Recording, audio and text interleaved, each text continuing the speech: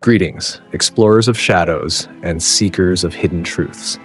Welcome to the portal of the unknown, a realm where the boundaries between the visible and the invisible blur, revealing layers of reality that remain concealed to most.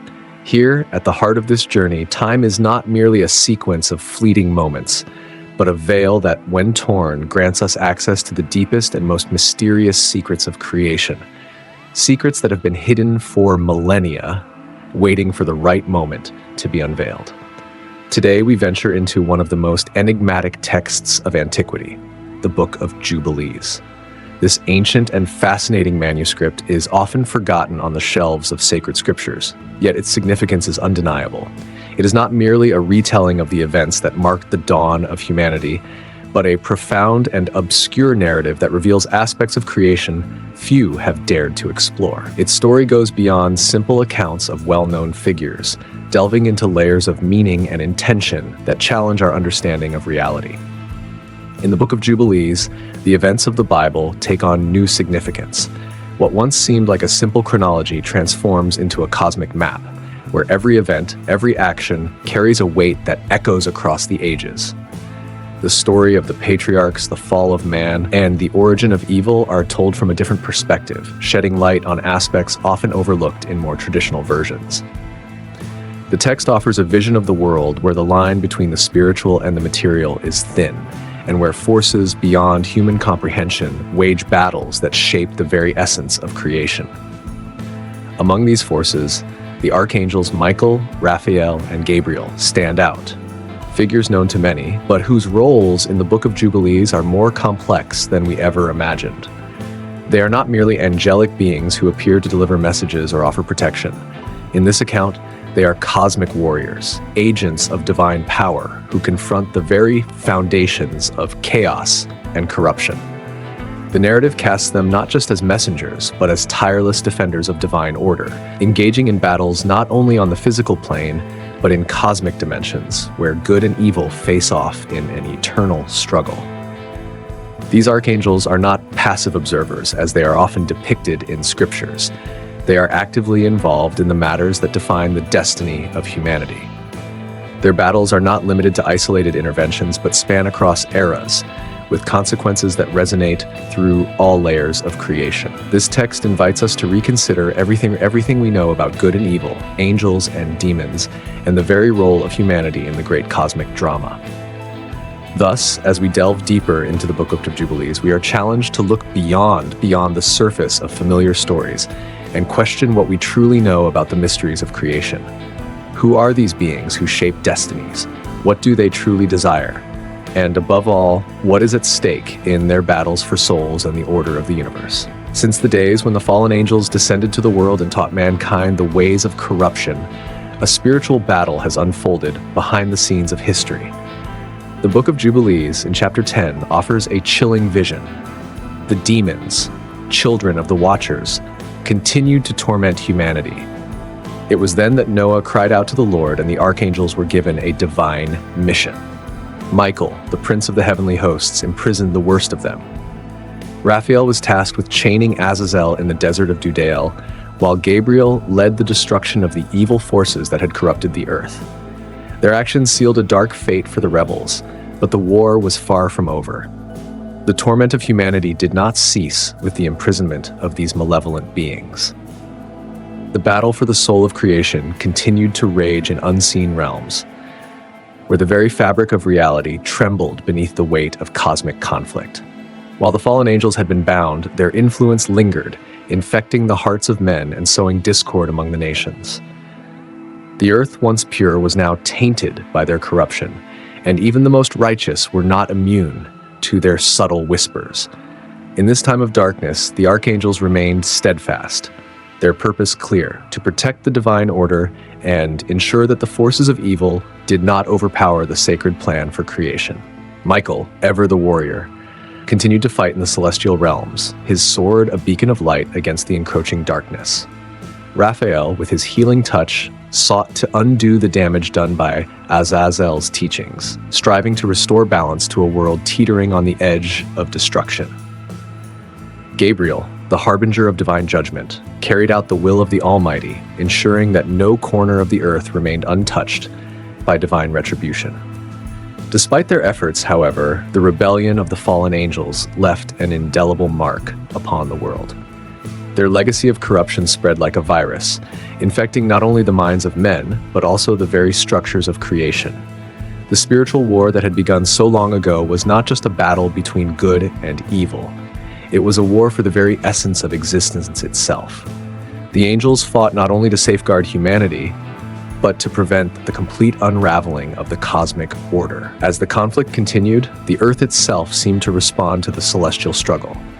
Natural disasters, plagues, and strife among the people were not merely the consequences of human sin. They were manifestations of the ongoing battle between the forces of light and darkness. Every act of violence, every moment of despair, was a reflection of the spiritual war being waged in realms unseen. The archangels knew that the ultimate victory would not be won through mere physical battles, but through the restoration of divine harmony to a fractured world.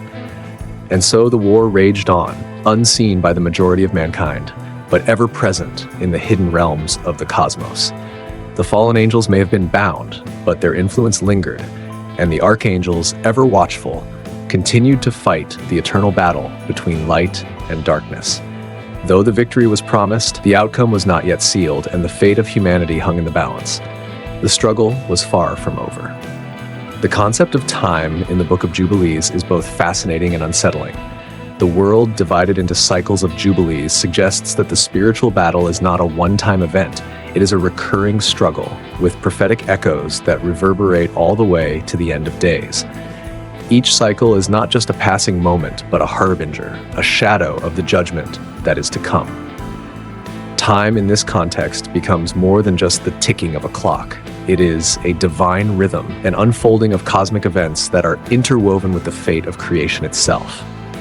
The very structure of the Jubilees reflects a divine order in which every 50 years marks a significant moment, a renewal of purpose, and a reminder of the eternal struggle between good and evil. These cycles are not simply chronological divisions. They are spiritual markers, moments of divine intervention, and reflections of a higher reality that governs the world. Each Jubilee serves as both a reflection of the past and a prophetic glimpse into the future, reminding the faithful of the ongoing nature of the spiritual warfare that has plagued humanity since the fall of the angels. As we look deeper into this concept of time, we realize that the cycle of Jubilees is not merely a record of human history, but a cosmic drama in which humanity plays a central role. The actions of the archangels, the rise and fall of nations, and the events that shape the world are all part of this unfolding story, a story that is both cyclical and linear. While history repeats itself in cycles, there is also a forward progression toward an inevitable end. The events of each Jubilee carry within them the seeds of what is to come, as the forces of darkness and light continue to clash in a battle for dominion over the earth. The role of the Archangel Michael in this cosmic drama cannot be overstated. In the Book of Jubilees, as in the Book of Daniel, Michael is portrayed as a warrior of divine power, standing at the forefront of the heavenly armies in the final battle against the forces of evil.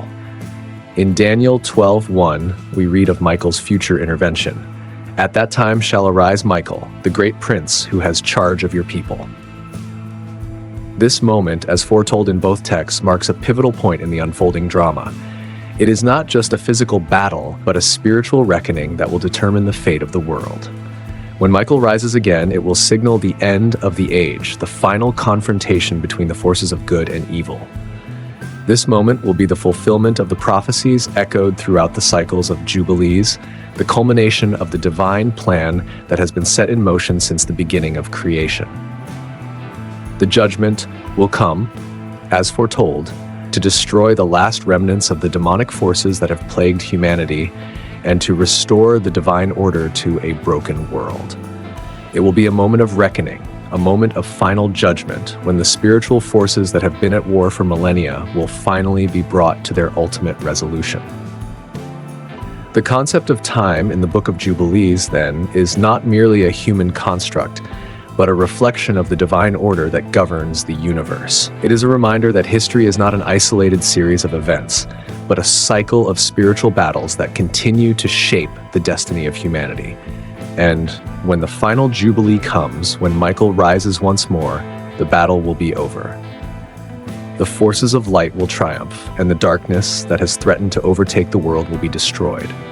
The eternal struggle between good and evil will reach its conclusion, and the divine order will be restored for all eternity. But this invisible battle is not confined to the heavens. It takes place all around us, in the daily spiritual struggles we face, the temptations we encounter, the injustices that surround us, the voices of fear and doubt. These are all part of a millennia-old conflict between good and evil, as the Apostle Paul reminds us in Ephesians 6:12, "For we do not wrestle against flesh and blood, but against principalities, against powers, against the rulers of the darkness of this world." This reminder from Paul is a call to recognize that the true nature of our struggles is not merely physical. The real battle is not fought on the surface level, with human opponents or tangible enemies. It is fought in the spiritual realm, where unseen forces seek to sway our hearts and minds to lead us away from truth, righteousness, and peace. The darkness that seeks to envelop the world is not simply an external force, but something that resides within the hearts of men, whispering lies and sowing discord. As we navigate our daily lives, it is easy to forget that these spiritual forces are at work, influencing our thoughts, decisions, and actions. The world we live in, with its temptations and distractions, is a battleground where the forces of light and darkness are constantly at war. Every act of kindness, every moment of integrity, is a small victory in this eternal struggle. Every time we resist temptation, every time we stand up against injustice, we are participating in a much larger cosmic battle. The Apostles' words serve as a powerful reminder that we must look beyond the physical manifestations of evil in our world and recognize the deeper spiritual forces at play. The rulers of darkness, the powers that seek to control and corrupt, operate through subtle means, often unseen by the naked eye. They work through systems of oppression, fear, and deception, seeking to blind humanity to the truth of God's divine plan. But there is hope in this battle. Just as the archangels Michael, Gabriel, and Raphael fought against the fallen angels in the cosmic realms, so too are we equipped to fight the spiritual battle that rages around us. We are not left defenseless. Through prayer, faith, and the armor of God, as described by Paul in the verses that follow in Ephesians 6, we are able to stand firm against the schemes of the enemy. The belt of truth, the breastplate of righteousness, the shield of faith, and the sword of the Spirit. These are the tools we are given to combat the darkness that seeks to overtake us. Every challenge we face in our daily lives, every moment of doubt or temptation, is an opportunity to engage in this spiritual warfare. The battle may seem invisible, but its effects are very real. And just as the angels fought to preserve the divine order, we too must fight to maintain the light of truth and righteousness in our world. By recognizing the true nature of the battle, we can take our place in the fight and stand firm, knowing that in the end, victory belongs to the forces of light. Thus, the spiritual war is not only a cosmic struggle between angels and demons, but a personal one that we all must engage in daily. It is a call to arms that extends beyond the heavens and into our own hearts and minds, shaping the way we interact with the world and the choices we make. And while the victory may not yet be fully realized, we are assured that through faith and perseverance, the forces of light will ultimately triumph and the darkness will be vanquished. The fallen angels, bound and imprisoned, await their final fate. Their actions, once a force of corruption and destruction, have been halted, but their influence lingers, waiting for the appointed time when they will face their ultimate judgment. In the meantime, the archangels remain active, steadfast in their divine duties, guardians of the celestial order. They continue to watch over the world, preparing for the day when the last jubilee will signal the end of all things and the beginning of a new era.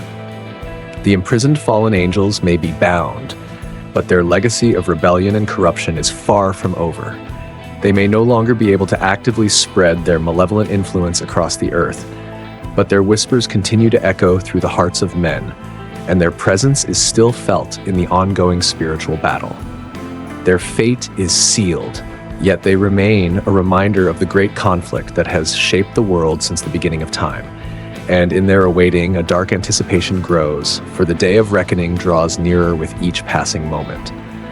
But it is not only the fallen angels who are preparing for the final judgment. The archangels, Michael, Raphael, and Gabriel, remain ever vigilant, guarding the divine order and awaiting the signal to act. These mighty warriors of light are not merely passive observers of the world's struggles. They are active participants in the divine plan, constantly engaged in the battle against the forces of darkness. Their role is not yet finished, for the day of judgment has not yet arrived, and until that time, they will continue their celestial duties, protecting the faithful and preparing for the final confrontation. Michael, the warrior prince, stands at the ready, his sword gleaming with divine power. His task is to lead the heavenly hosts in the final battle, to strike down the forces of evil once and for all. Raphael, the healer, continues to bring restoration to a world scarred by corruption, offering solace and healing to those who are weary from the spiritual warfare. Gabriel, the herald of divine judgment, remains poised to announce the end of the age, to proclaim the arrival of the ultimate reckoning. In the Book of Jubilees, time is measured in cycles, in jubilees, each marking a significant moment in the ongoing conflict between light and darkness. The final Jubilee will be the last of these cycles, the moment when all things are brought to completion and the ultimate victory is achieved. It will be a moment of cosmic reckoning, when the forces of evil are defeated and cast into their final prison, never to return again. The archangels will fulfill their mission, and the divine plan will be fully realized. This final Jubilee will mark the beginning of a new era, one where the forces of darkness no longer hold sway over the earth. The divine order will be restored, and a new age of peace and righteousness will dawn. The spiritual war, which has raged for so long, will come to an end, and the forces of light will reign supreme. The fallen angels, now fully and permanently bound, will no longer have any power to corrupt or destroy. As we approach the final Jubilee, we are reminded that the spiritual battle is not merely an ancient conflict, but an ongoing reality that continues to shape our lives today. We may not see the celestial battle with our eyes, but we feel its effects in the struggles we face, the temptations we resist, and the moments of doubt and fear that threaten to overwhelm us. But we are not without hope, for we know that the forces of light are at work, preparing for the final victory. The archangels, guardians of the divine order, stand ever vigilant, ready to bring an end to the darkness and usher in a new era. And when the last Jubilee arrives, the earth will be cleansed, the forces of evil vanquished, and a new age of divine peace will begin. The war will be over, and the victory will belong to the forces of light. If this truth resonates within your soul, and you wish to uncover more about the hidden forces that shape our destiny, subscribe to the Portal of the Unknown. Join us as we reveal the forgotten secrets of the universe and the dark tales that time has tried to bury. The battle continues. What will we choose to be? The stage is set, and the judgment draws near. This is not just a journey through ancient texts and hidden knowledge. It is a call to action, an invitation to awaken to the deeper realities that govern our lives. The forces of light and darkness are ever at work, and the time for choosing sides is now. Will you stand with the truth, the light, and the divine order, or will you be swayed by the shadows that seek to cloud your vision? The choice is yours, but remember, the judgment is inevitable, and in the end, every action, every decision will be weighed. The question is, what legacy will you leave behind in this eternal struggle? Subscribe now, and together we will walk the path of discovery, unveiling the mysteries that have been hidden for millennia. The truth is out there, waiting to be uncovered. Are you ready to face it?